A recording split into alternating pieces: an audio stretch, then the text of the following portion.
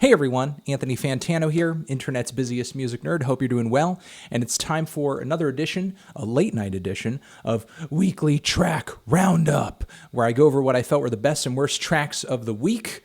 Now, before I get into that, of course, I have to mention a few things. Number one, our fantastic sponsor, the good people over at Gangster Doodles, an illustration brand spearheaded by one Mr. Marlon Sassy, to my understanding, a fantastic dude who has sort of immortalized many members of the hip-hop community and beyond with these amazing little gangster doodles that he does. And he has a new book out. And there's a link down there in the description where you can check out the book. There is a intro and a foreword on this thing written by Jeff Jank and Shia LaBeouf. And also, I wanted to open this before, I talked about it so that I would have more to say. But he's like, don't open it yet because I want everyone to see the Gangster Doodles logo shrunk wrap on the book itself. And it does look awesome. However, it does come off with the shrink wrap.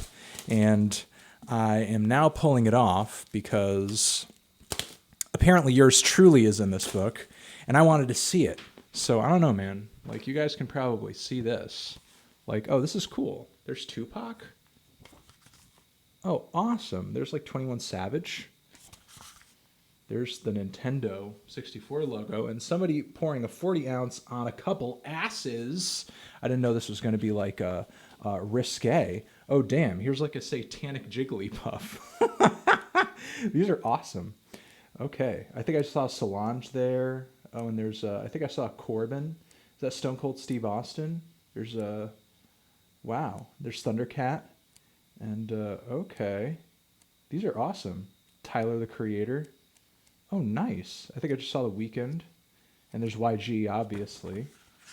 And, oh man, that's nice. I don't even know. Oh, there's Death Grips. There's more Death Grips. There's Patrick Star. There's Chance the Rapper.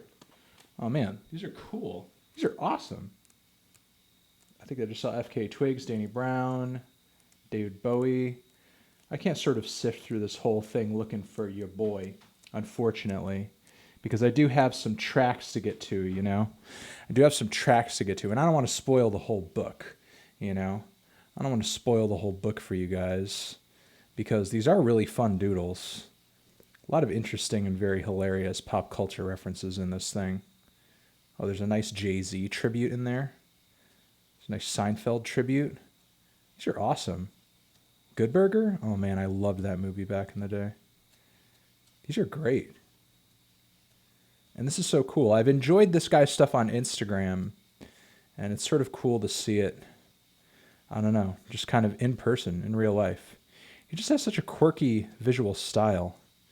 And I'm going to enjoy looking through this book. I think I just saw Nardwuar too. Okay, this is dank. This is dank. This is dank. This is dank as hell. This is so dank. What was that? Oh, okay, that was okay. Yeah, this is dank. Okay. I'm not gonna keep boring you guys with this, but listen, this is our sponsor. This is an awesome freaking book. This is an awesome little collection of illustrations. And I know that a lot of people out there know about the, Gangster Doodles brand, but may not be aware of the fact that it is now a book. Okay, so get that shit. Support our sponsor. Link down there in the description.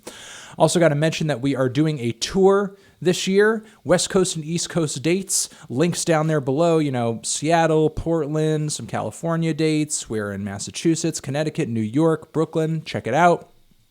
Also, our Amazon Associates link. If you live in the U.S., you click on that link, you buy something on Amazon. Once you hit the homepage, we get kickback from it. Does not add to your overall price. Supports the segment, supports the channel. We got a similar thing going on with the good people over at Turntable Lab, a website where you can buy many colorful pressings of records that I have reviewed on my channel.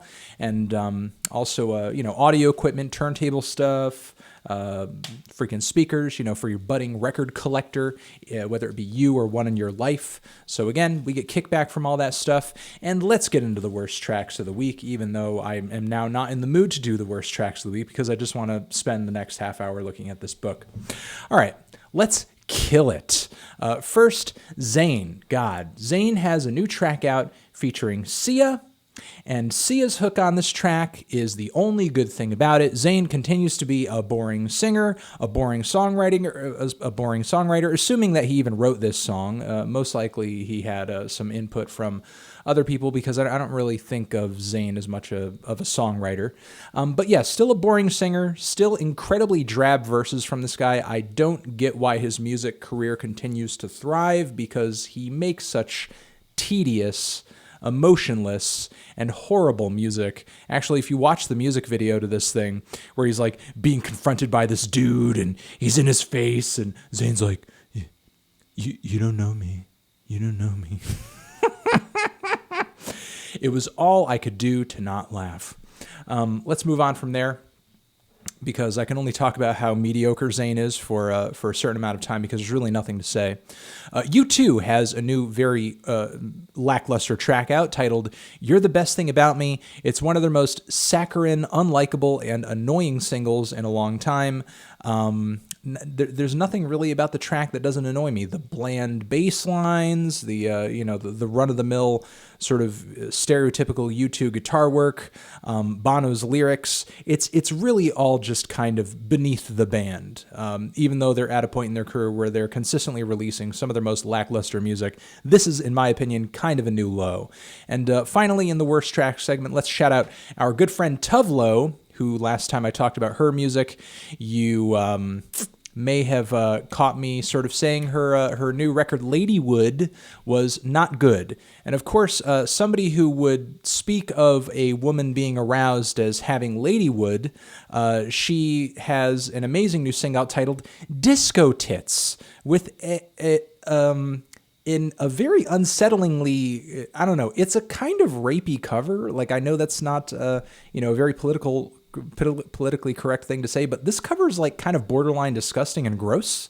There's something like kind of disturbing about it. Like, it's not like she looks like she's being almost strangled into being asleep, and her eyes don't look like they're working right now. Like, it's really unsettling. And of course, it's an awful song. Like, Tove does not have anything in the way of vocal flavor or personality. The instrumental is really bland. It's just kind of a substanceless pop song with like no life, no vivacious energy. And considering just like how in your face like the sexual energy is with the visual here, like there's absolutely nothing sexy about the track. It's really drab. It's really boring. There's really nothing to it. It's trash. So let's move on to the tracks that I wasn't amazed by, but certainly thought were worth shouting out and pointing out to you guys. First, St. Vincent has a new track out titled, I don't want to mess this up, Los Ageless.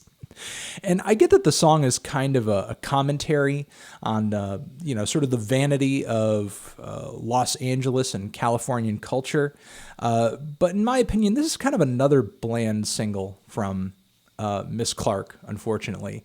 I don't know, ever since she's been working with Jack Antonoff on sort of this new material here, like her new work seems to have like less life, less quirk, less risks, less adventure. For sure there are moments where like the chorus kind of revs up on this track, and some of her really herky-jerky, weird guitar work on this song that definitely, has the usual bite, the art rock bite that you would like out of a St. Vincent song. But the majority of this track, especially the verses, are very underwhelming and totally boring, and I'm just not really sure what to make of this new St. Vincent material, because it's not that exciting. And the New York track, the more I actually revisited it and listened to it, the more, I don't know, actually just run-of-the-mill it felt to me as well.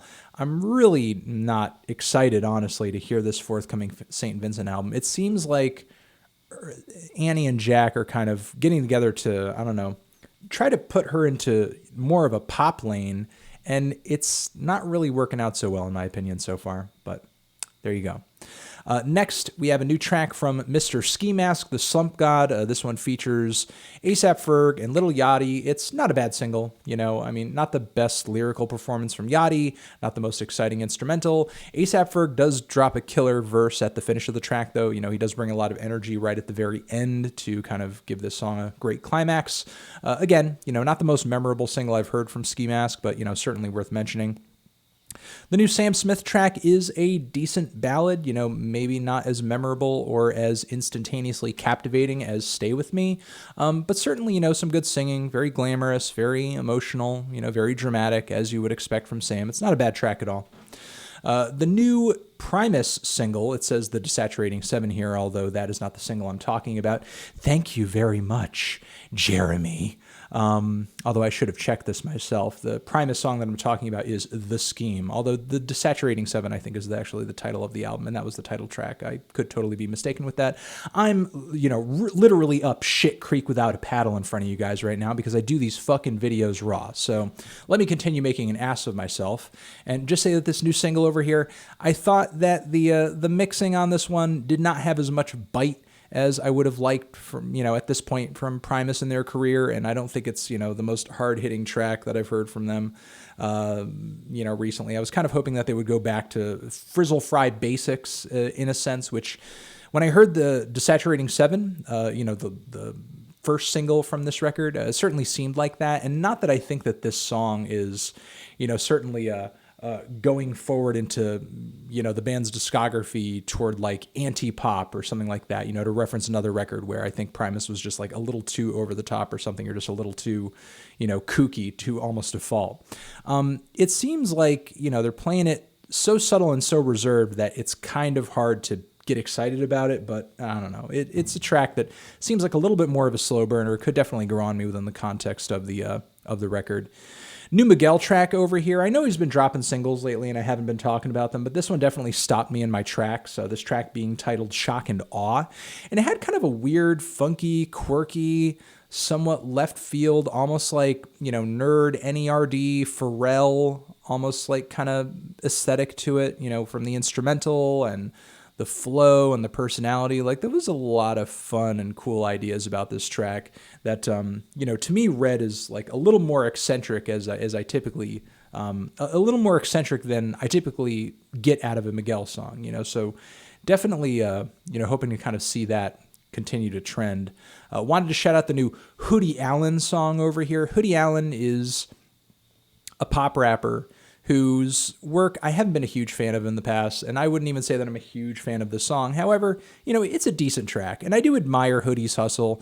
I do admire the fact that he has, sort of come up really successfully and pretty much independently as a white rapper, and he's totally sidestepped the usual amount of hate and, general amount of dislike that guys like G-Eazy and Macklemore has gotten. Not that I think that the hip-hop game has, like, totally embraced him either. He's just really kind of in his own lane. He's on his own thing, and, his fans really fucking love the shit out of him. And while this single is not, really all that much my style, I do think it is one of the better tracks he's put out because I have been following his singles for a long time because I do admire, him doing things on his own terms. So, keep it up, Hoodie. You're the man. Also want to shout out this new Godspeed You Black Emperor song. The Godspeed You Black Emperor track over here that I wanted to mention is titled Anthem for No State Part 3. This track to me seemed like the band was really starting to take some risks, which is what I was hoping for when their last album kind of underwhelmed me. However, I'm not sure what the band is doing on this track really kind of pans out. There's a really huge emphasis on trumpets as the band is kind of building up the instrumentation on this track, and accidentally, it's almost got kind of like a weird, somber, almost like mariachi kind of feel. It's probably 100% unintentional, but it's just like kind of a weird vibe that I got off the track. But there was something kind of about the instrumental buildup of the track. Like, the more instrumentation that got added, it's not like the heavier or the more aggressive the instrumentation got. It's like the more cluttered it kind of sounded. It's not your usual Godspeed buildup. There was something almost kind of groovy and psychedelic about the way the instrumentation was kind of bleeding into itself a little bit. And honestly, while I do love Godspeed, and they have been one of my favorite bands over the years, it is kind of difficult to boil their appeal down to any one song in their discography. So, I thought the single was okay. Definitely didn't get my mouth watering as much as I probably would like a single to, but certainly not disappointing by any stretch of the imagination. Just kind of hoping that maybe it wows me a little bit more once I hear it on the actual album. And Doom, this new track that he has out from this, sort of forthcoming or kind of slowly being dropped notebook project that Adult Swim is essentially releasing kind of one B-side or notebook, verse or track or whatever from him once a week until basically the whole thing is finished. This track over here features Kool Keith. It's, not the best song I've ever heard him on, but, it has a solid Keith verse, a solid Keith feature, and a solid Doom feature, which out of all the verses I've heard him drop in this notebook series so far, this one sounds to be like the most recently recorded because some of the lyrics seem like, that they're reflective of very recent events. So, in the performance and the sound of his voice wasn't really that bad either. Kind of digging this track. It's obviously not like blown me away as like some of his best stuff has, but, it's pretty good. And let's get into the tracks that I thought were the best songs of the week, shall we? All right, got to give a shout out to Wiseblood, who has dropped a couple of covers this week, and this one she dropped of the Soft Machine track, a certain something. The title is not in front of me, and it's escaping me. A certain kind is actually really fantastic, sort of like beautiful rendition of the song. So I wanted to kind of point you guys toward that cover. Young Thug has teamed up with Carnage, a producer who, has dabbled in a lot of different stuff. He's known for a lot of his, almost like electronic dance music style cuts. And together, I believe they're sort of forming this duo, and they've named themselves Young Martha. And they have this new single out with Meek Mill, and it is the craziest freaking shit I have heard this month. And I guess it's the beginning of September, but I'll count August in that as well. Like, Young Thug's voice on this thing, I thought it was another rapper, but like the hook on this thing, he's digging down and talking in this like really gruff, almost like Cookie Monster kind of voice. And then when he goes into his verse, it's hype as hell. The beat is awesome. Meek Mill, whose shtick I have been getting kind of tired of lately, his high energy sort of shouting style definitely matches the energy of the track.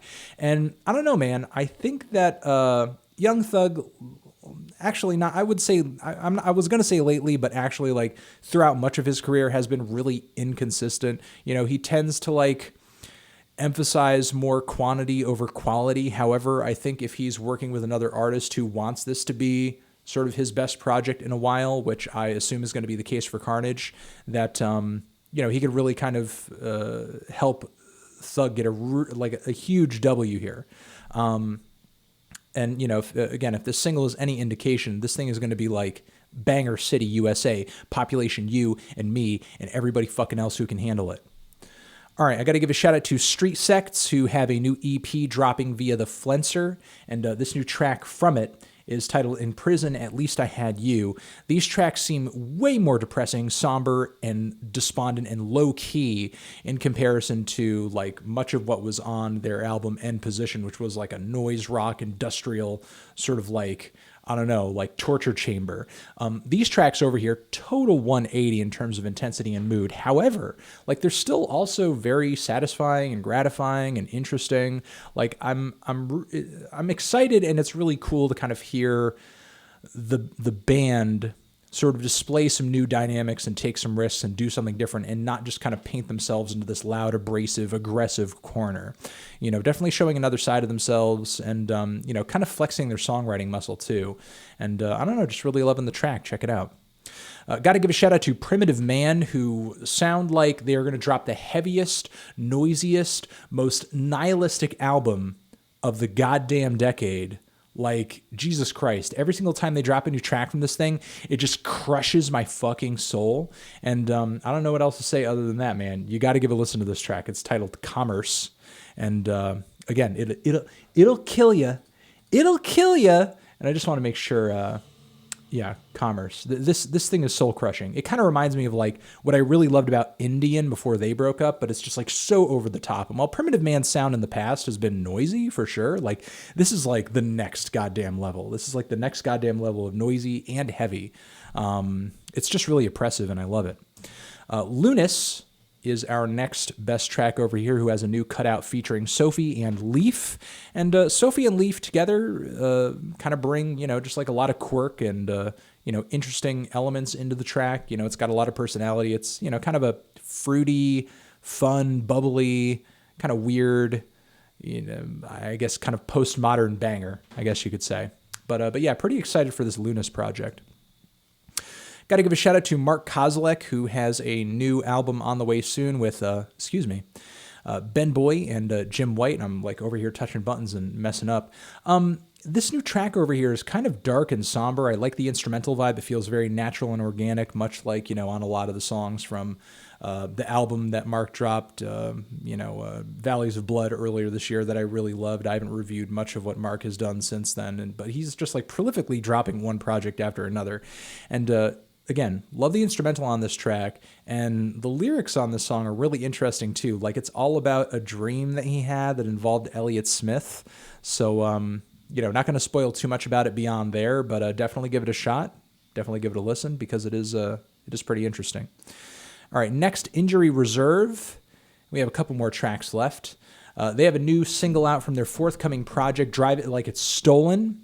These guys originally from Arizona. They're based out of California now. They made the move, so now they're on the West Coast, and they're killing it over there. And already, man, they're releasing a new project. They're following up Floss pretty quickly.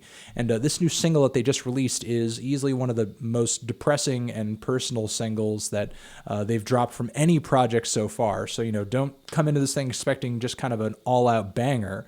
But I think, it's kind of good to remind fans of just kind of the emotional dynamics of Injury Reserve, because sometimes it's really kind of those personal and those introspective spots in their records that really kind of hit at least me the hardest and kind of leave the biggest impression on me, because, especially Richie with a T, he says like some real fucking moving shit. He has some of the most moving verses on the group's last project. So, I don't know, man. Just want to shout out this track. It's a really good song, really moving track.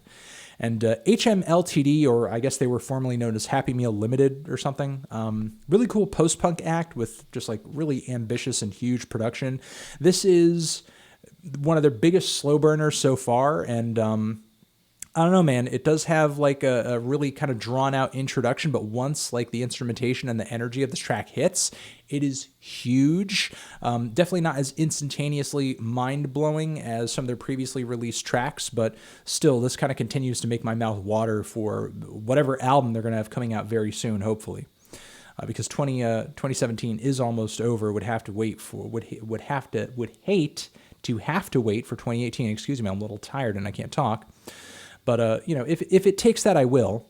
And finally, I want to give a shout out to Chelsea Wolfe, who has a new track out titled The Culling, although I don't want to talk too much about it because I am reviewing her new album very soon, and I am very excited about it, and I do think this track is very good. So those are all the things that I wanted to shout out. Those are all the tracks that I wanted to focus on. Thank you very much, guys. Remember, our sponsor, Gangster Doodles. Oh, there we go right there. Gangster Doodles. Again, this book is fantastic. It's beautiful. The illustrations are colorful and amazing. And I just saw Aphex Twin in here too. And Bootsy Collins, that's nice. These are awesome. And also again, our tour dates coming up in October. Hit up that link in the description box. Excuse me, I still can't talk. And Amazon Associates link. Turntable Lab Associates link, and that is it. Hope you guys got some good recommendations out of this video. Hit me down in the comments with your favorite flavor of vegan ice cream, and your favorite kind of water. Mine is water. I'll see you guys in the next video. I love you. Forever.